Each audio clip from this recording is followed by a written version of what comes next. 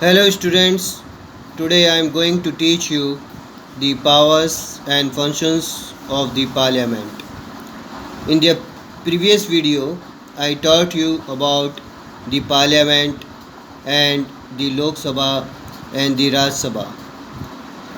First and the most important function of the parliament is law making function.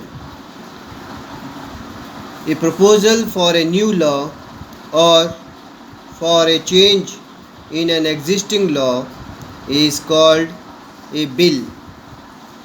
A bill can be either an ordinary bill or a money bill.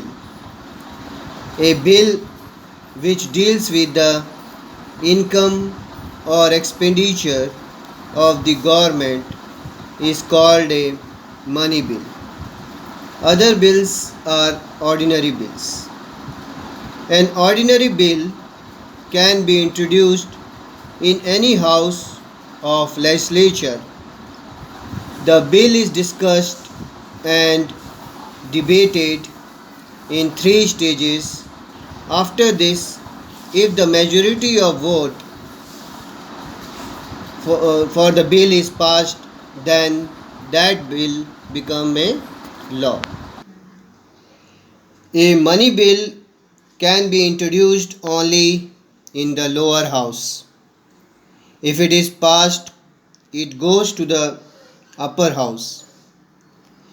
The upper house, after receiving the bill, must return it within 14 days.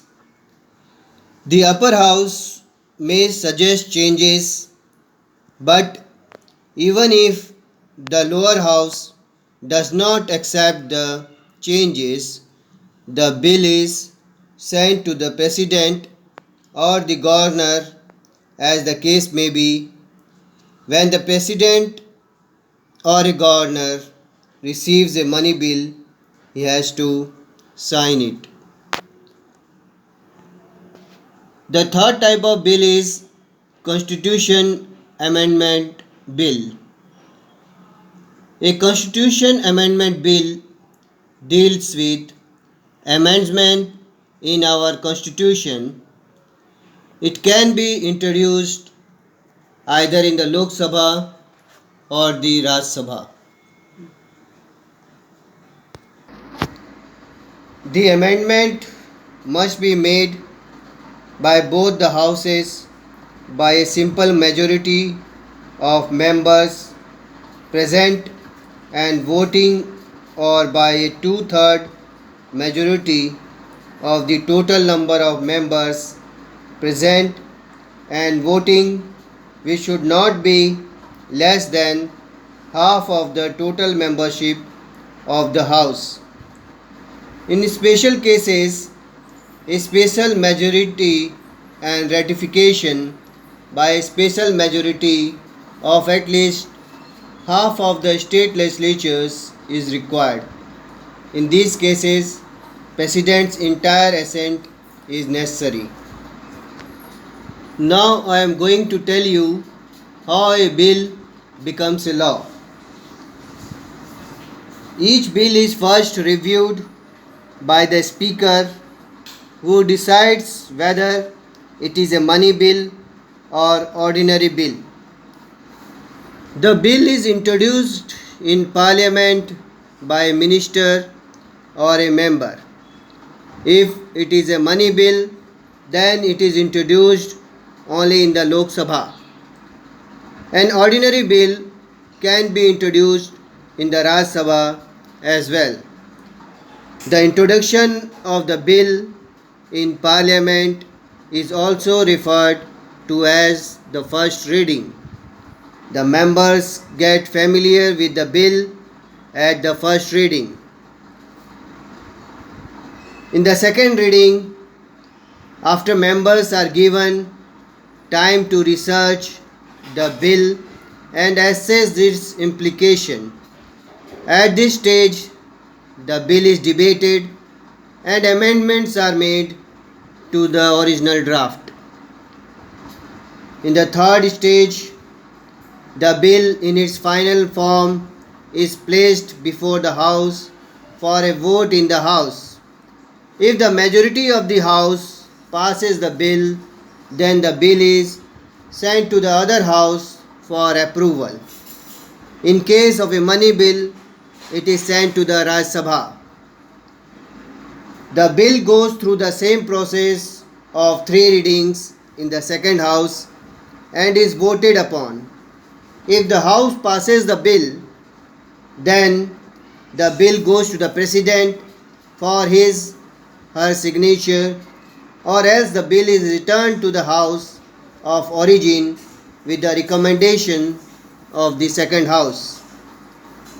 The bill is again debated and the recommendations discussed, after which the bill is voted upon. Money bills are controlled by the Lok Sabha, which means that if the Lok Sabha decides not to approve the recommendations, then the Rajya Sabha has no say. The bill goes to the President for approval.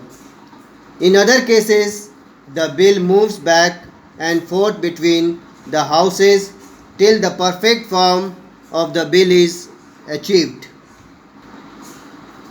The bill is then sent to the President for his or her assent. No bill can become an act of Parliament without the President's approval. When the President signs the bill, it then becomes an act. The President may propose certain changes in the form of recommendations and send it back. However, Parliament is not bound to accept the recommendation and may send the bill back in its original form. The President has no option but to sign. In this way, the bill becomes a law. Now I am going to tell you how a national government of India is selected. Formally, the President appoints the leader of the majority party in the Parliament as the Prime Minister. However, elections in India are actually contested and won on the basis of projection of popular leaders as prime ministerial candidates by the political parties. The party can run the government till it enjoys a majority in the House.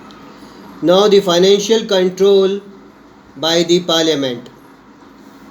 The Cabinet advises the Finance Minister on the plan of the budget. Changes cannot be made without the Cabinet's sanction. A money bill can be introduced only after Cabinet discussion on the details of time and requirement. The Cabinet takes the major decision about other grants beyond the budget. The Parliament has the power to vote a cut in the budget or to amend or reject the budget. In this way, the Parliament exercises financial control over the government. Now, control over the government by the Parliament. When the session of the Lok Sabha is held, the first hour of every sitting is called the question hour. In this, the members of the House may ask the government questions about its policies, about issues of national and international significance. The government is answerable to the Lok Sabha. Now, the vote of no confidence motion. This is used by members to prove that the government does not have the support of the majority of the members. If this motion succeeds, then the government has to resign and a new executive has to be put in place after a fresh election. This motion can be introduced only in the Lok Sabha. Now, the adjournment motion. This motion is used by members to ask the government to adjourn or put aside regular work and focus on urgent matters such as railway mishap or violence in some part of the country. The members of the parliament can keep a check on the functioning of various ministers and their departments by discussing government policies and by questioning the ministers. Now, the judicial function. Our parliament enjoys certain judicial powers also. It has the sole right to impeach the president for violation of the constitution if he or she has exceeded the power of the president. It can also remove judges of the Supreme Court, election commissioners, and the Auditor General of India from their post if found guilty of misusing their position of authority. Now, the elective or electoral functions.